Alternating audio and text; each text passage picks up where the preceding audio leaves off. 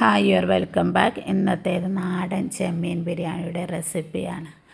അപ്പോൾ നമുക്ക് വീഡിയോയിലേക്ക് പോകാം. അരി വേവിക്കാനുള്ള വെള്ളം വെക്കാം ആദ്യം തന്നെ. അതിനകത്തേക്ക് അത് നല്ലപോലെ ചൂടായി തിളച്ച് വന്നിട്ടുണ്ട് കേട്ടോ. അതിനകത്തേക്ക് ഗ്രാമ്പു, ഏലക്ക, പട്ട, പിന്നെ നമ്മുടെ ഇഞ്ചിയും പച്ചമുളക് ചതച്ചതും അതിനകത്തേക്ക് ചേർത്ത് കൊടുക്കുക. പിന്നെ ആ വെള്ളത്തിന് ആവശ്യമായ ഉപ്പ്.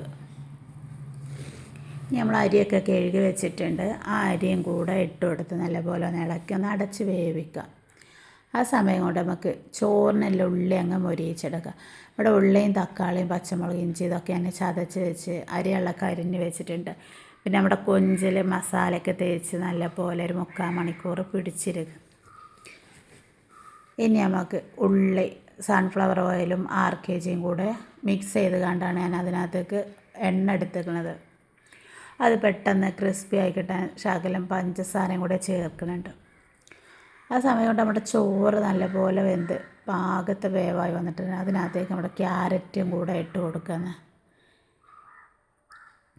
ഇനി നമുക്ക് നമ്മുടെ കൊഞ്ചൊക്കെ ഒന്ന് വറുത്തെടുക്കാം. ആദ്യമായിട്ടാണ് ഈ ചാനലിൽ കാണുന്നതെങ്കിൽ എല്ലാവരും ഒന്ന് സപ്പോർട്ട് ചെയ്യണേ, ഷെയർ ചെയ്ത് കൊടുക്കണേ നിങ്ങളുടെ ഫ്രണ്ട്സിനൊക്കെ. ഞാൻ ആദ്യമായിട്ടാണ് വോയിസ് കൊടുക്കുന്നത്, അതിൻ്റെ ചെറുതായിട്ടുള്ളൊരു ബുദ്ധിമുട്ടൊക്കെ ഉണ്ട്. നിങ്ങൾ സഹകരിക്കുക. ഇനി നമുക്ക് ഇവിടെ ഉള്ളി എന്തായെന്ന് നോക്കാതെ. ഉള്ളിയൊക്കെ നല്ലപോലെ വാടി വന്നിട്ടുണ്ട്. ഒന്നും കൂടെ ഇടയ്ക്കിടയ്ക്കിട്ട് നമ്മൾ ചോറ് വാർത്ത് വരുന്നവരെ ഒന്നും കൂടെ അങ്ങ് വാടി കിടക്കട്ടെ. ഇനി നമുക്ക് ഇവിടെ ചോറങ്ങ് വാർത്തെടുക്കാം. ചോറ് പാകത്തെ വേവാണ് കേട്ടോ. ഇനി ദമ്മ കിടന്ന് കണ്ട് ഒന്ന് വേവണം. ഇനി നമുക്ക് വലിയ ജീരകം, ബിരിയാണി മസാല, കുരുമുളക് പൊടി, മഞ്ഞൾപ്പൊടി.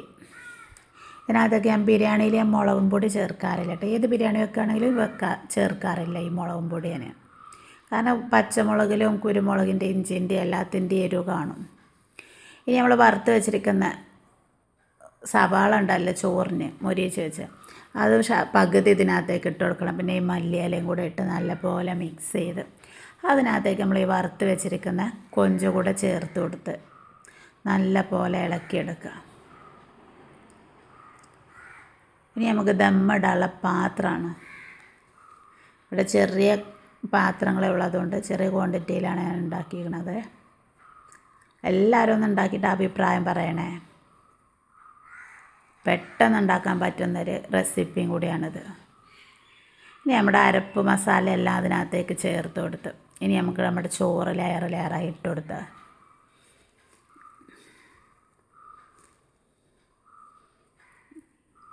ലാസ്റ്റ് കുറച്ച് നെയ്യും കൂടെ ചേർത്ത് ഒരു 5 മിനിറ്റ് നമ്മൾ അടച്ച് വെച്ച് ഒരു 5 സെക്കൻഡ് ചെറു തീയിൽ നമ്മൾ തീ കത്തിച്ചിട്ട് വെക്കണം, എയർ പുറത്ത് പോവാതെ.